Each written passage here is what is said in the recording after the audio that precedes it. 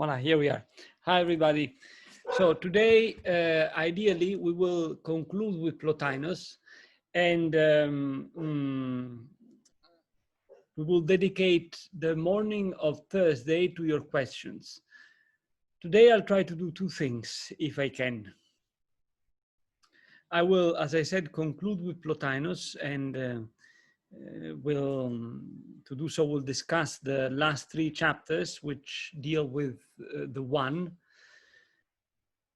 And then possibly I will introduce you to the link that I want to establish between what we've read so far in Plotinus and the book. The text is really a short text that we're going to read after, namely a short essay by Heidegger, the title of which is Identity and Difference. So the second part of today's lecture will be dedicated to try to introduce you to the link between Plotinus and this text of Heidegger. So without further ado, let's go into the topic itself. We have seen last week in which way the nous is related to the one. Particularly, we have stressed one important thing, namely that the nous for Plotinus is the true, real being. That is to say, the nous is that reality that in itself is what can be said to be truly being. Now, what is the characteristic of this truly being? Well, the fact that it lives, and this life unfolds as thought, as an act of thinking. And by this act of thinking, this true reality, which is the nous, keeps itself up. I use the verb keeping itself up, and I want to understand it literally. That is to say, the nous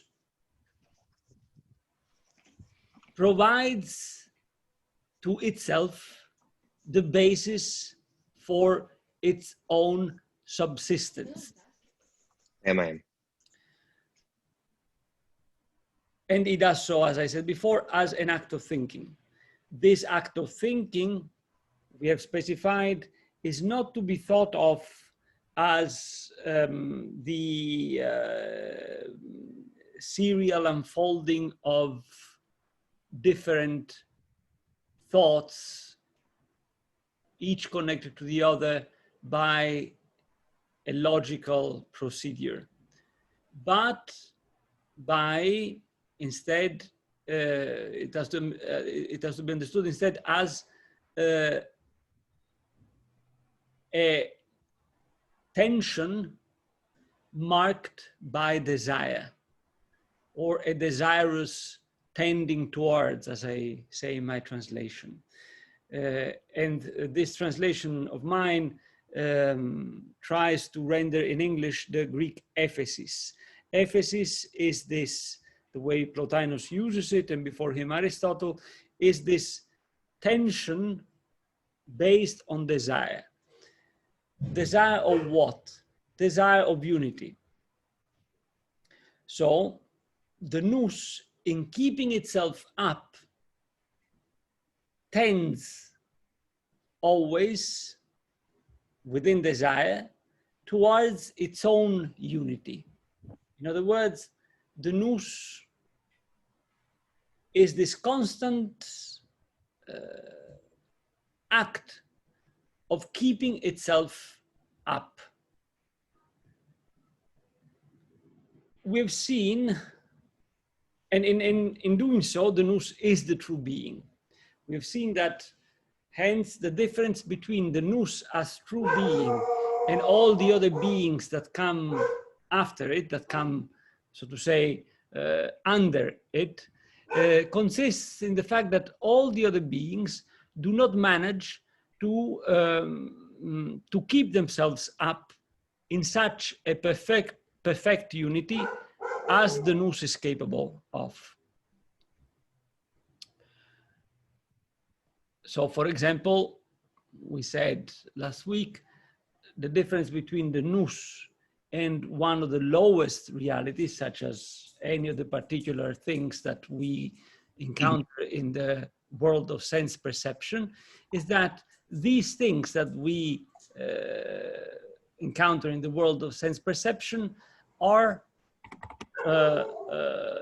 subjected to a process of disintegration, of gradual disintegration, whereas the Nous is stable in being what it is. So we can say of the Nous that the Nous is the stably present, whereby, with the word present, I mean, we mean precisely the fact that the Nous has no past and no future. That is to say, the Nous is not subjected to the process of movement understood as change. However, the Nous, we said, is life, and is a life that unfolds as thought as act of thinking meaning desirous tension.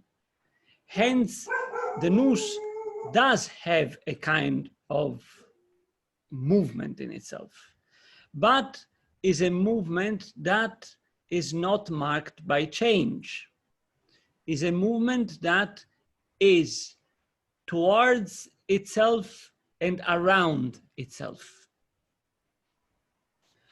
So, and that's now the second step that we touched last week, the Nous tends constantly, stably towards itself. The Nous, Plotinus says, looks at itself. And what is it that it sees when it looks at itself? It sees the one. It sees the one and seizes, in a certain way, the one. But the very fact that the Nous sees the one and seizes the one as Nous tells us that the Nous is not the one.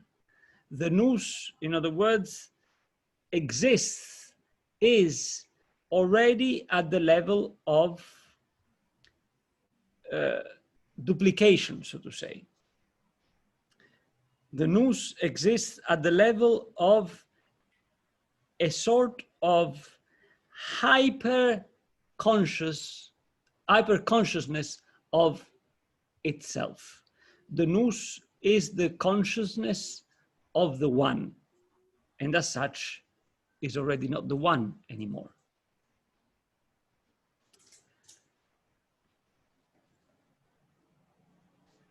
This is important to understand, that we shouldn't think the one and the Nous as two distinct realities. And even less should we think the one as a distinct reality, because the moment we do that, we make we turn the one into one of the various realities that can be enumerated.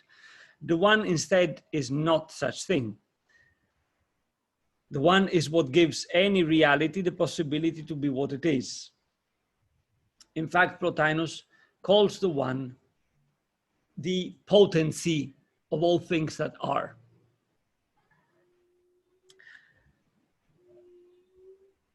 Okay, so there is no distinction to be seen between the one and the Nous. The one is inside the Nous, and the one is inside of anything that is, insofar as it is. And being means, for Plotinus, being present to and thanks to the one. in this sense, then, again, the nous is the absolutely present reality, the reality that knows no change, the reality that keeps itself up in its constant presence, in its constantly being present, keeps itself up through a continuous circular movement around the one, i.e. around itself, or around itself, i.e. around the one. Now, this is the basic reflection that we developed last week regarding the nous in relation to the one. Starting from this, I want to develop a further reflection that has to do more specifically to the one, with the one on the one side, and which will allow us to open up our further reflecting on this topic on the other.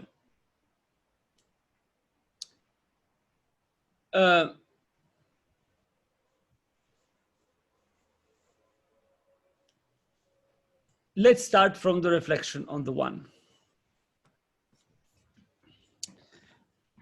What is then the one? We said that even asking what the one is an improper question, because it already, as Plotinus signals many times in the Ennead, it already makes us look at the one as if it were one of the things, which it is not. In this treatise, Plotinus defines the one in a way. I mean, I use the word define in a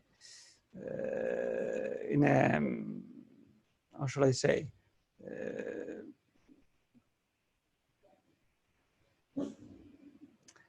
Not in a strict sense, but in a more loose sense. But Plotinus talks of the one. Let's use this term. Plotinus talks of the one as the potency, dynamis in Greek, of all things. Now let's stay a second on this way of talking about the one. Potency. The word in Greek is dynamis. In Greek, this word dynamis means both potency or potentiality and possibility. Do you understand the distinction between these two terms? What's the distinction between potentiality / potency and possibility? There is a logical distinction between these terms. In how do they differ? Any idea? Not precisely. Not precisely, okay. So let's say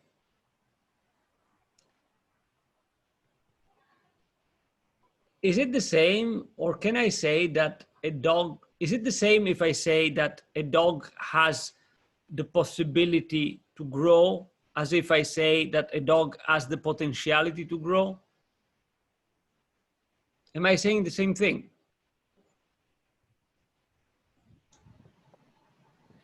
No.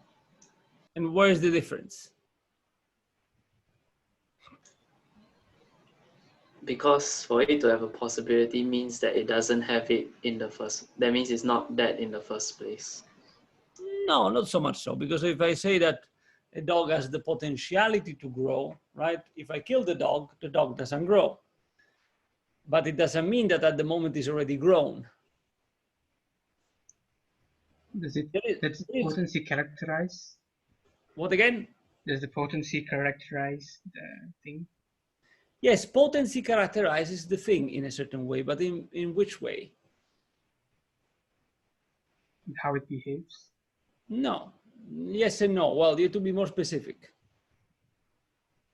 Is it because possibility? Yes. Is it because growing require a desirous tangent, while possibility does not? No. Also in possibility, there is a tending marked by desire.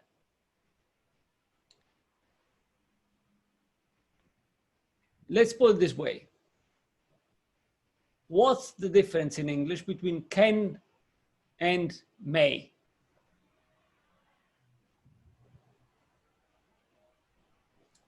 Can is something like I can do, but I may not have the willing to do. But may is like I have the willing to do.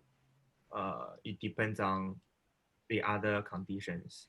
No, it's the opposite. Oh, is it? Okay. If in English I ask, can I get a cup of coffee? Right? The answer is, of course you can.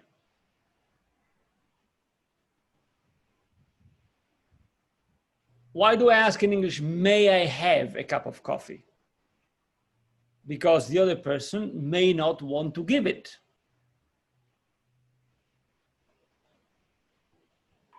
So is it that one is the willingness to do something while the other is just merely an ability? Nearly? Merely an ability.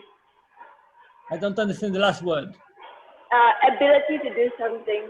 An ability to do something, exactly, that's the difference. Now, potency and potentiality indicate the ability of something to do something. And if that something is not tampered with, it's gonna unfold according to that potentiality. For example, fire cannot but be hot. Okay? Possibility instead marks the fact that there is will involved. And if there is will, there is then the possibility that it might not happen.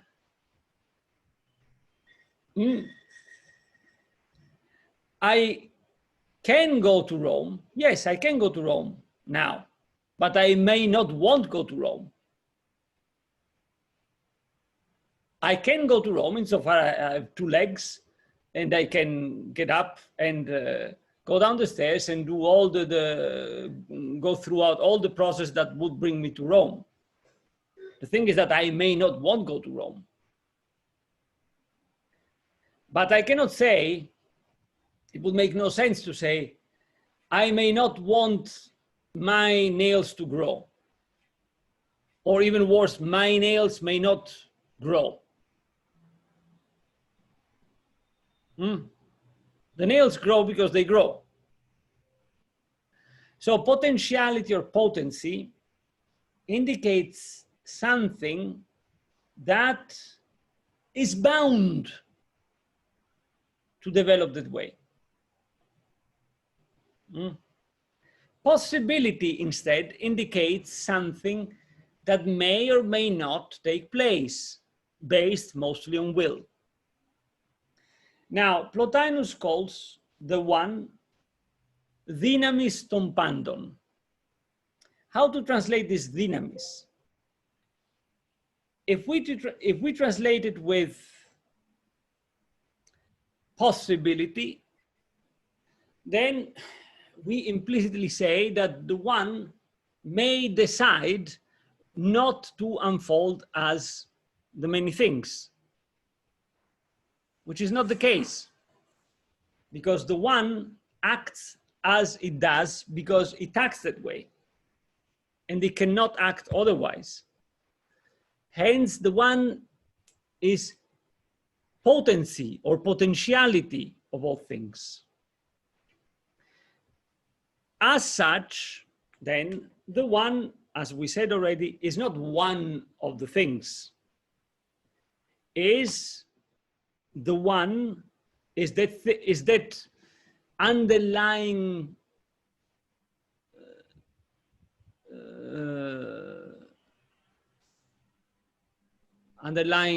I don't know how to call it, prerequisite whereby all things can be what they are. Okay?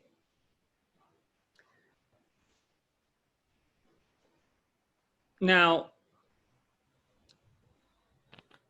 and here is the interesting part now.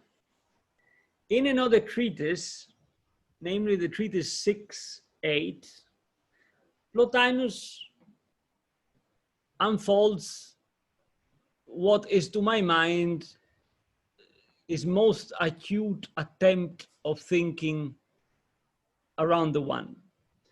And what does he say about the one? He says that the one is the only true thing, so to say, and the one is will of itself.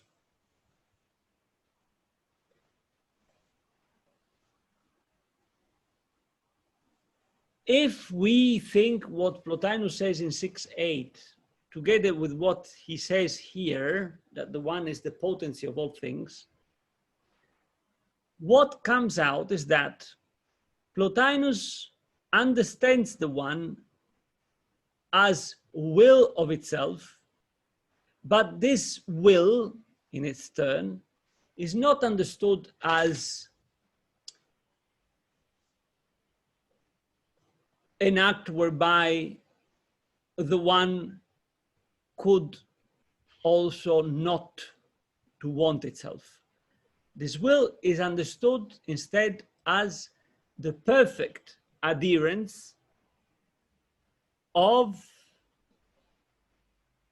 the one to the way it acts, that is to say, as potency.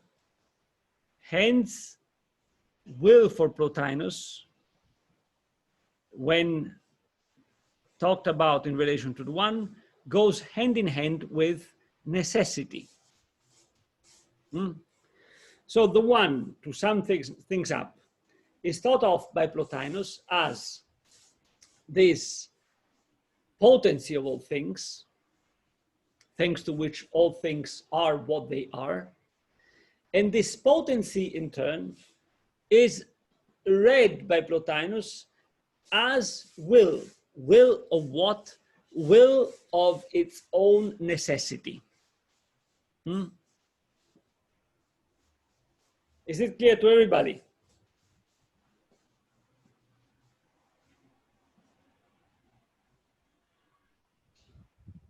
Is it clear?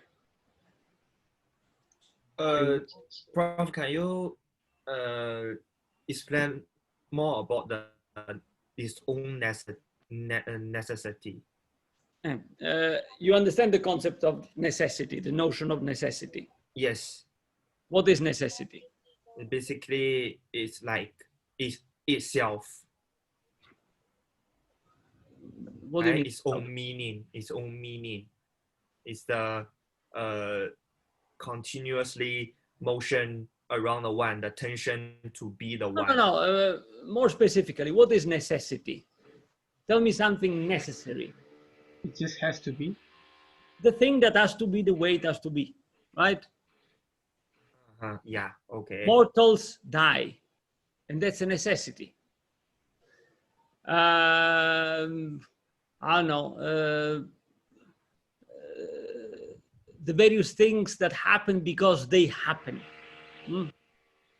That's necessity in its highest degree. The being of what it is because it is that way. Okay? So, the one is defined by Plotinus in 6.8 as will. But will of what? Will of its own necessity.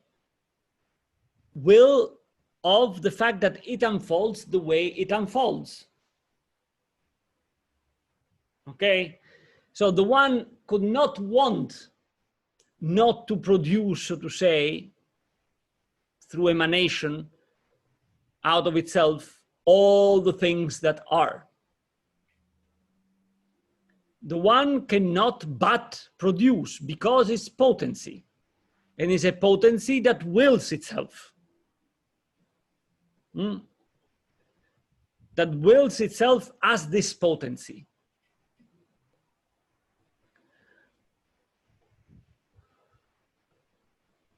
Is it clear to everybody?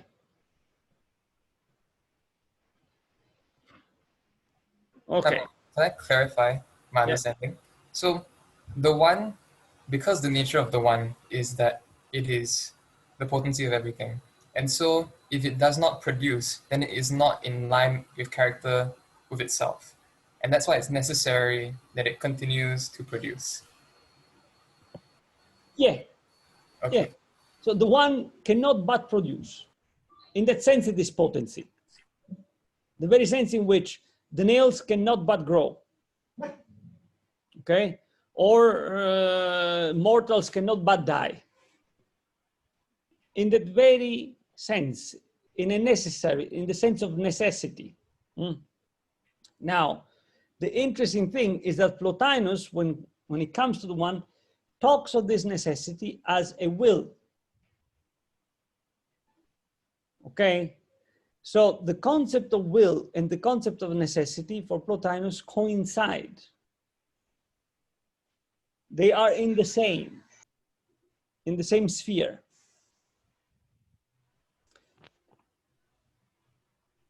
All right.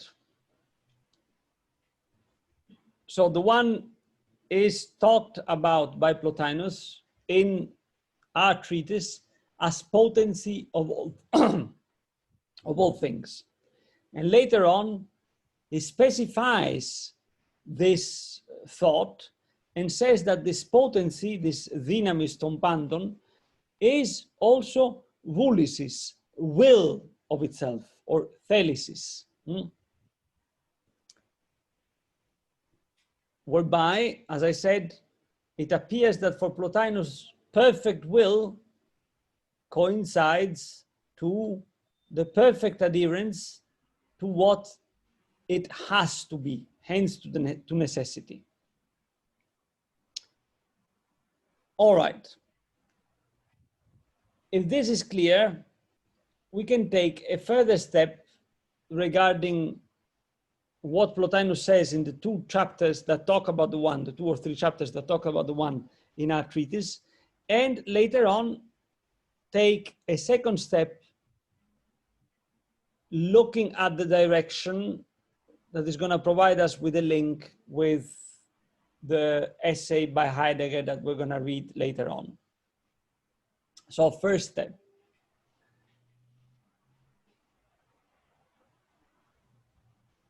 How are we to grasp the one? Last week, we've noticed, starting from Joel's question, that the one is outside the domain of laws. That is to say, the one is outside the possibility of any discourse around it. Because any discourse, any talking about it, cannot but make the one into a thing, which is what must be avoided if we want to have a grasp of the one. We've also noticed that saying that the one is beyond logos doesn't delegitimize logos. On the contrary, in order for us to reach the one, we must go through all the steps marked by logos.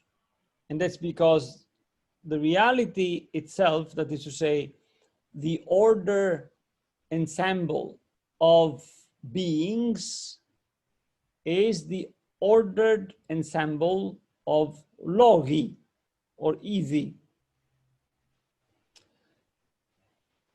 How to talk then about the one? One way, we said already last week, is by using images and simile and analogies, sort of.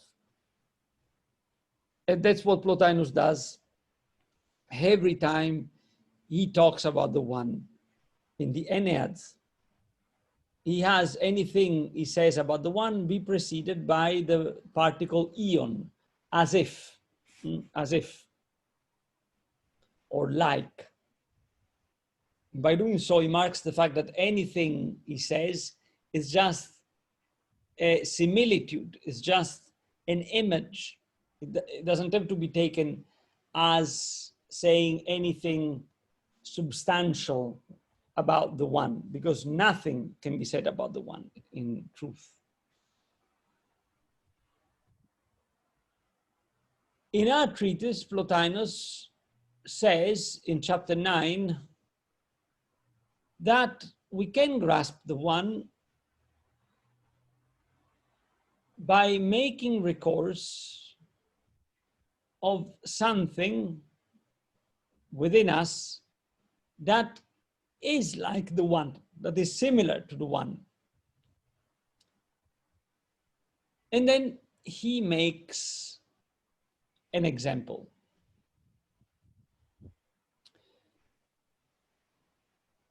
He makes the example of a voice in an empty space, which is grasped in its entirety and yet not in its entirety. And he says, the thing through which you can grasp this voice and make it present to yourself, that thing, you have it from the one. So there is in us an ability to gather what is otherwise dispersed in unity, to bring into unity what otherwise is mere dispersion. In this ability, Plotinus likens to the potency of the one. Hence, how are we to have a grasp of the one? By concentrating our attention on this ability, thanks to which what would be otherwise dispersed is gathered and kept into a unity, like the case of the voice in an empty space. What happens when we grasp a voice? The voice is everywhere and nowhere on the one hand. On the other, it is totally, entirely, and yet not entirely present in us, the hearers.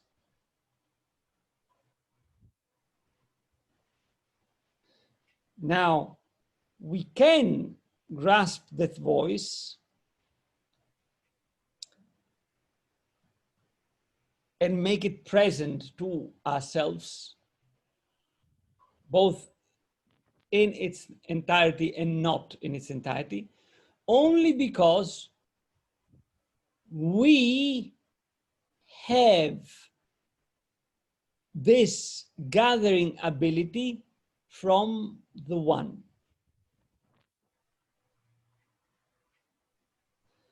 The one, hence, as we said already last week, can be thought of as this gravitational point that irretrievably attracts to itself everything. And yet the one, precisely because it is this pole of attraction, is none of the things. Now, what is interesting in the simile that Plotinus makes is that the presence of things or to put it in other terms, each thing is present, in the case of the example, the voice, and is present as this something only thanks to the force of attraction of the one that gathers it. So each thing is present as a gathered up scatteredness. Okay? Is this clear?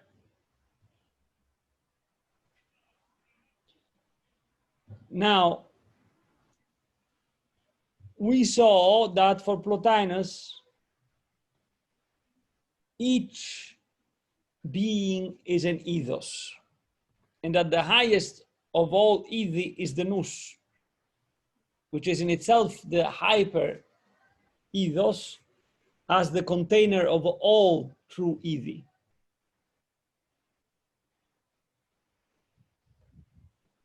And we saw that only the ethos in its highest form, that is to say, in its intelligible form, is the true being. Hence, if it is the true being, only the ethos in its intelligible form is the true present. Hence, being for Plotinus means being present. And being present is possible only because of the one.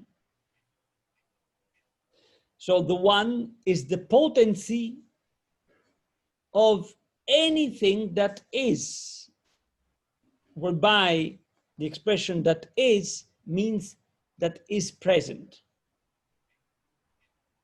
Is it clear?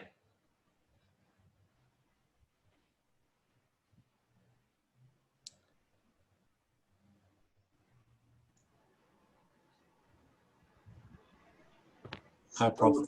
Yes. So I have a question because you previously also mentioned that ethos is anything that has an appearance. What again? What again? Ethos is anything that has an appearance. Ethos is? Anything that has an appearance. Mm.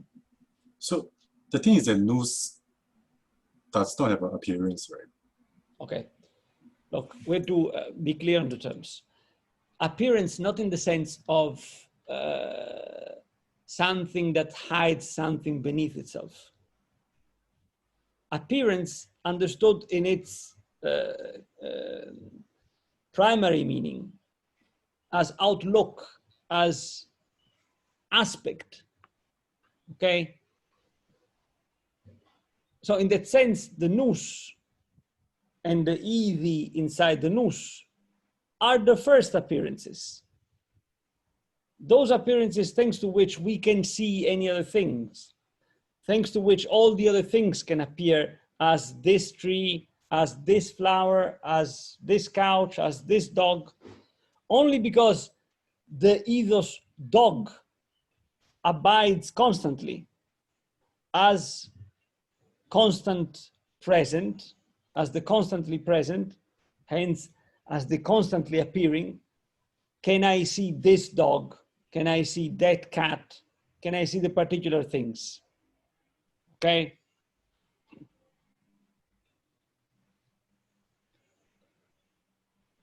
All right.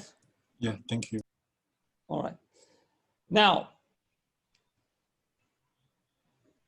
here comes the second important point regarding this thing that has to do with the one. Professor, can I double clarify that the one is the potency that enables the voice to be gathered?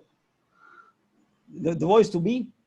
Gathered, because you say that the voice, which can gather a scattered disunity and bring it to a unity in the form of a voice, that is the closest we can begin to understand the one that is present. Yeah, yeah.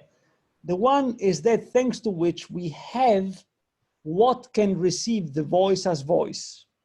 That is to say, what can gather the scattered into a unity. Okay? Okay. Now, hence, everything that is something that is present. And this being present is the fruit of being gathered around the one. Okay? All right?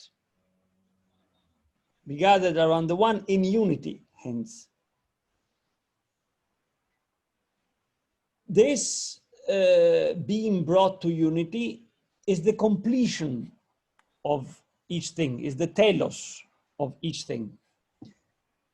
And this becomes particularly apparent when Plotinus uses another image to talk of the relation between the one and the nous.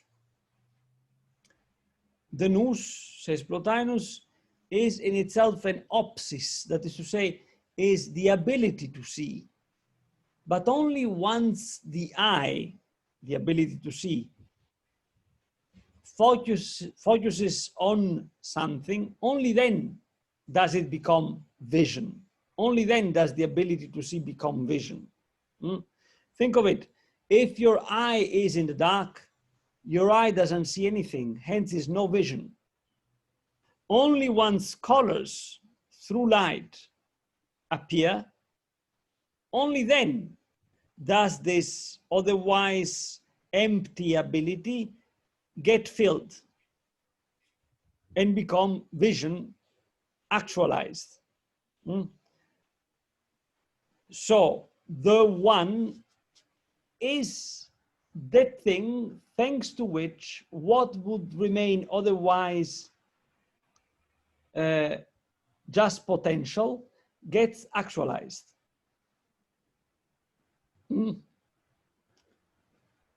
Each present thing is the actualization of an otherwise scattered potency.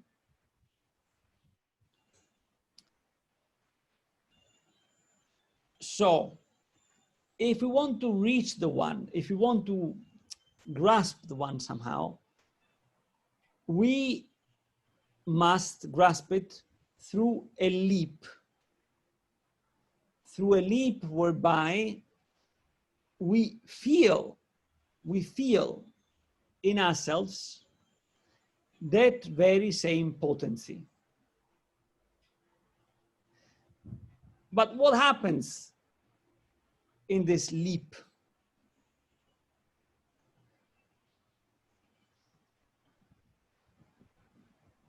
Well, the moment we grasp the one through this leap,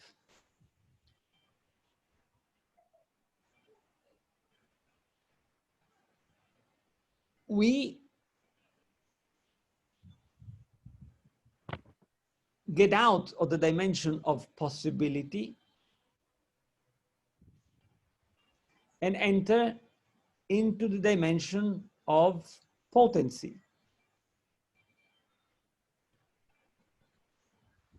which is to say that we get out of that dimension marked by yes and no, and we enter into the dimension in which there is only yes. Why? Because the dimension of possibility is the dimension whereby I may or I may not. The dimension of potency is the dimension of it can, and hence it must.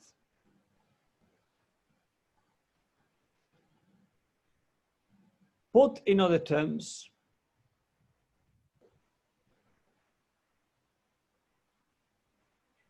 and keeping in mind that every philosophy is always a project regarding how to be human.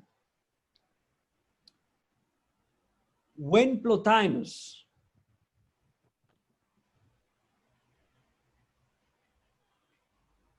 invites us to grasp the one, and to grasp the one, we need to do this leap into this dimension of potency. Plotinus is inviting us to abdicate to that dimension, which is the dimension of the possibility, which as such characterizes the human being. Because only the human being lives in the dimension of possibility.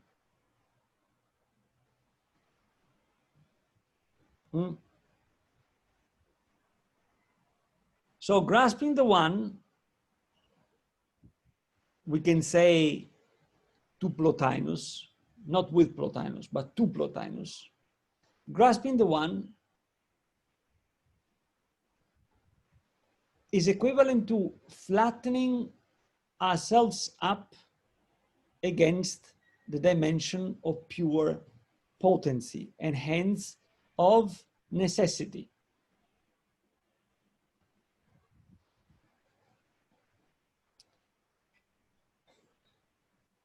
That is why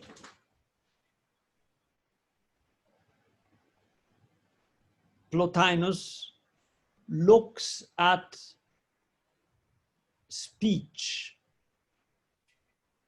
at logos in its discursive form, as already a decayed derivation of a higher dimension in which there is no need of discursive thought.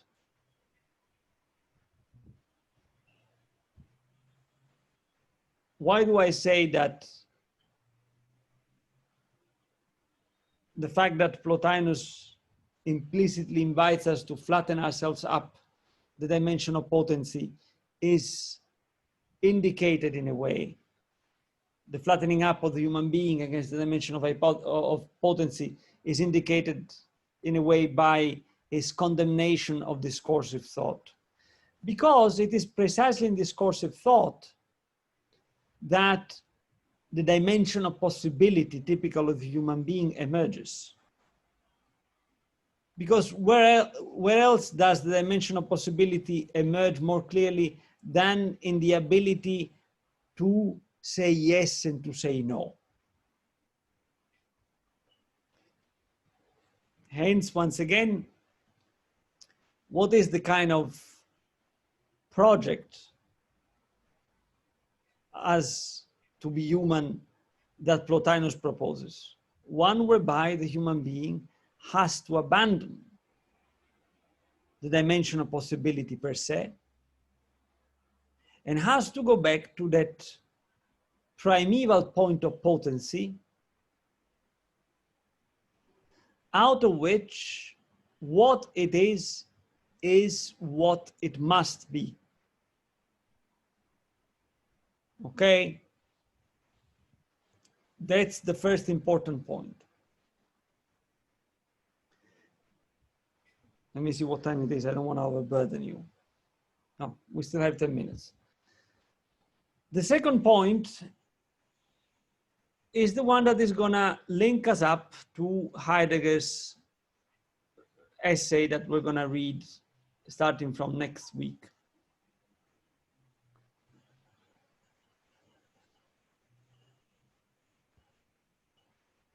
In this treatise, it has been questioned at a certain point explicitly of the relation between thinking and being.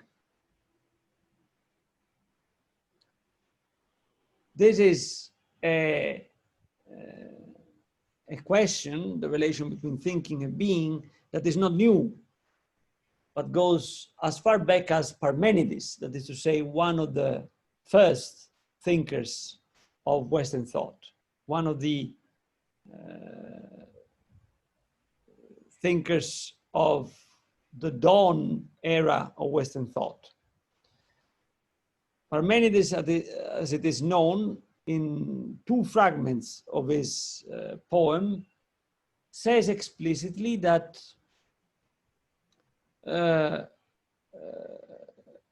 thinking, noin, and being, ine, are the same. Togarafton noin estinte que ine. What does he mean though? What does he mean by that? Well, this affirmation has been read by Plato as the statement, a statement whereby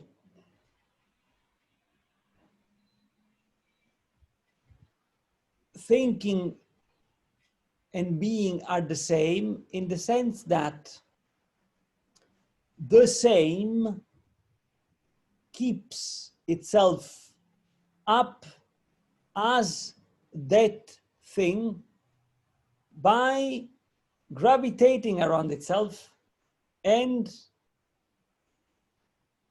tending towards itself, which is precisely the way in which Plotinus thinks of this Parmenidean affirmation. Nous is at once thinking and being, because as the stably constantly present, nous makes itself by tending constantly towards itself and gravitating constantly around itself. So the presence, the constant presence, which is the nous, is the result of an act of self-making. Hence, the relation between thinking and being is a relation whereby each thing makes itself. In other words, the relation between thinking and being, which in Parmenides was proposed as a dilemma,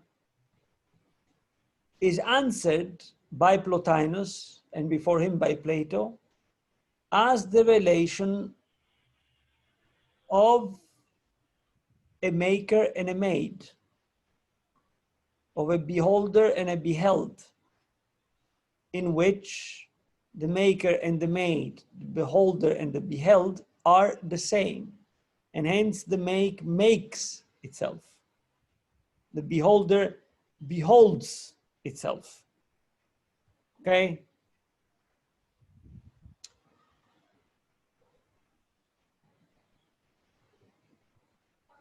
This position will cross the entirety of the Western tradition.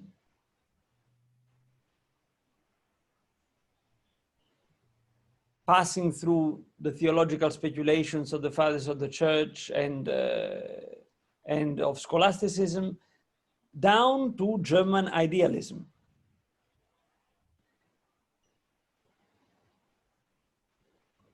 And will keep thinking of the presence of each thing, as the result of a self-making process. Hence, will keep thinking of the presence of things as within the frame of cause and effect. And in the case of natural, let's say, things, the cause and the effect coincide in the same. But the important thing is that the relation between thinking and being is specified as being one between maker and made, beholder and beheld. Okay? This is really the central point. The central point for us to read this entire treatise, together with what I just said before regarding the losing up of the dimension of possibility.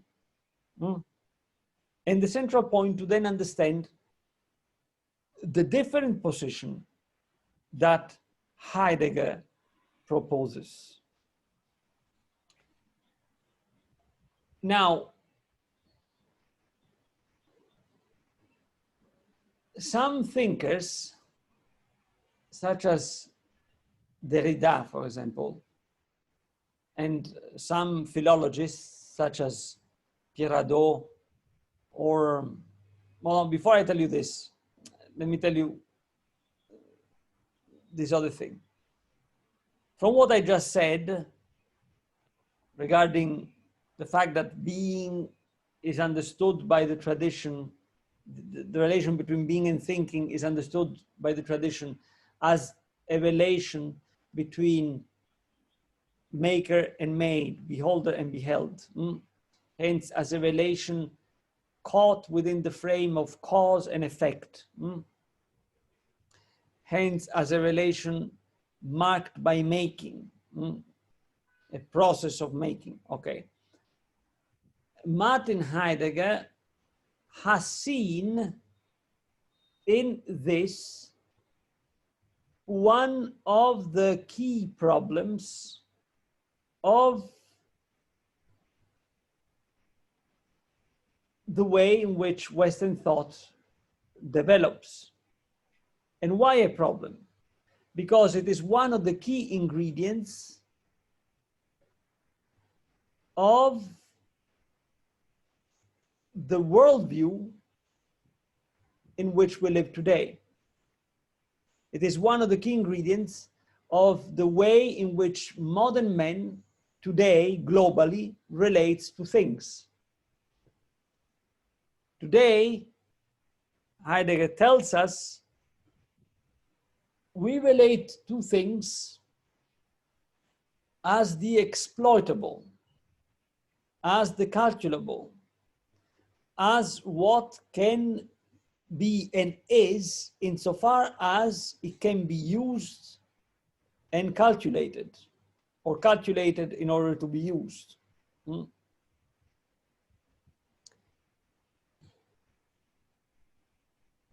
In doing so, we modern men understand thinking as the basis for a making. A making marked by cause and effect.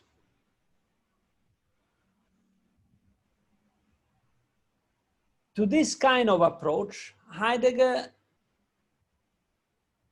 wants to find a way out. And in order to do so, Heidegger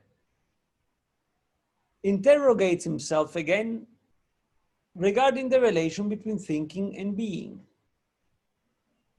Okay?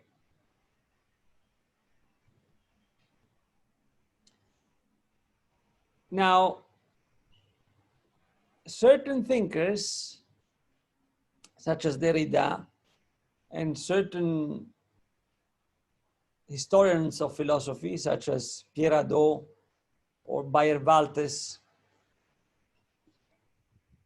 have suggested that Plotinus's philosophy represents an anticipation of Heidegger's attempt to think beyond the constraints of cause and effect.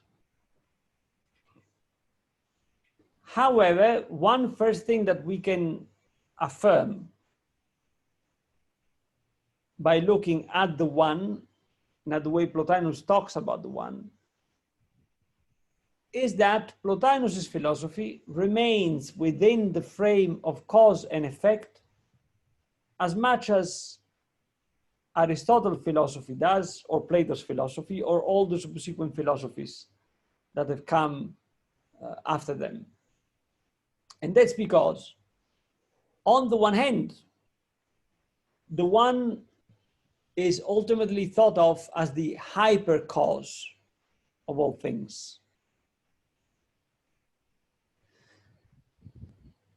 On the other, and more importantly, the one is thought of by Plotinus, always starting from the presence of things, which in turn is understood as a self-making towards the one.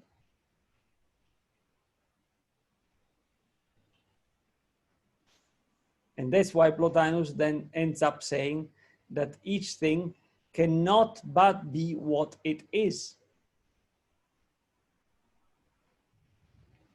Hence, Plotinus's philosophy is not a way out.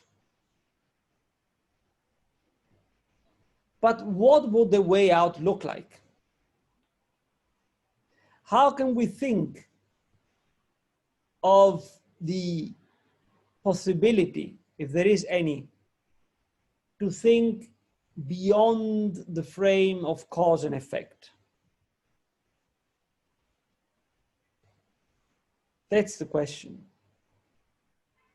And this question we're gonna try to explore as we read Heidegger. Now, let me spend a few words regarding the essay I'm gonna upload tonight. The essay I'm gonna upload tonight is one of the last essays written by Heidegger. It was given as a talk to a conference, I don't remember where now. It's a few pages long, and it engages in a very condensed way with that primeval affirmation of Western thought regarding the relation between being and thinking, namely the Parmenidean affirmation that being and thinking are the same. And it asks again, in which sense are we to hear this sentence? Not in the way that Plato and the tradition after him, in which there is also Plotinus, did. Then in which way? Now, the essay, as I told you before, is written in a very condensed form. And one has to pay a lot of attention to the exactitude in using words that Heidegger displays here. It's literally no more than 15 pages long, but it needs a lot of careful perusing. It cannot be read en passant, okay? So what I want you to do, not immediately from tonight, but from, say, Thursday night, to start reading this essay as carefully as possible. I will try to upload both the English translation and the German original, because we'll have to do a bit of back and forth with the German, okay? But as in the case of Plotinus, no worries. I'm gonna try to be as clear as possible and to go step by step as much as possible. What I want you to do now for Thursday morning is to gather up your questions. So don't shoot your questions now, also because we've run out of time. Don't shoot your questions now, gather them up, but gather them up possibly after having listened again to this lecture and the one we had last week. These two lectures are probably the most important ones that we've had so far, okay? And also the most difficult ones. So try to listen to them again. And organize your questions for Thursday. Thursday, our usual class is going to be dedicated completely to your questions, okay? So we'll have 1 hour and a half only for your questions, all right? Now I stop, as I said, don't shoot your questions now, take time to think, and when I say gather your questions, I mean that you have to try and ask something that be as precise as possible. Okay? In order for you to do that, you have to do the effort to start doing the job, the work of thinking by yourselves.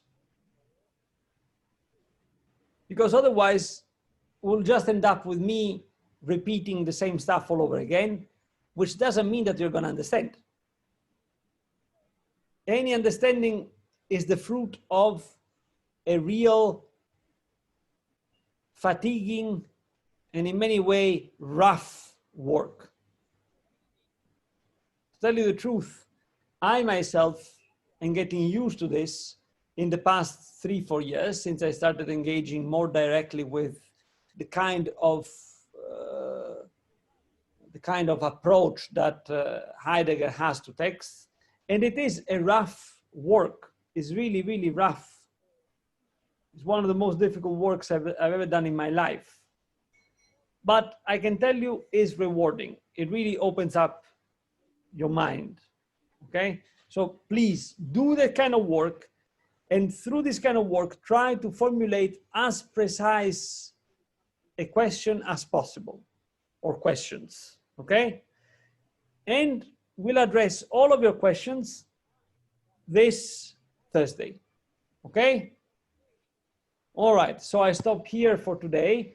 As I said, re-listen to this and to the previous lecture. Bye, guys. Hi, Prof. What's Thank you, Professor. Goodbye. Bye. Prof. Yes. May I know what's the link for tomorrow's exam? Yeah, I'm gonna create a link now. Okay. Okay, all right. Bye. Bye, Professor. Bye. Huh?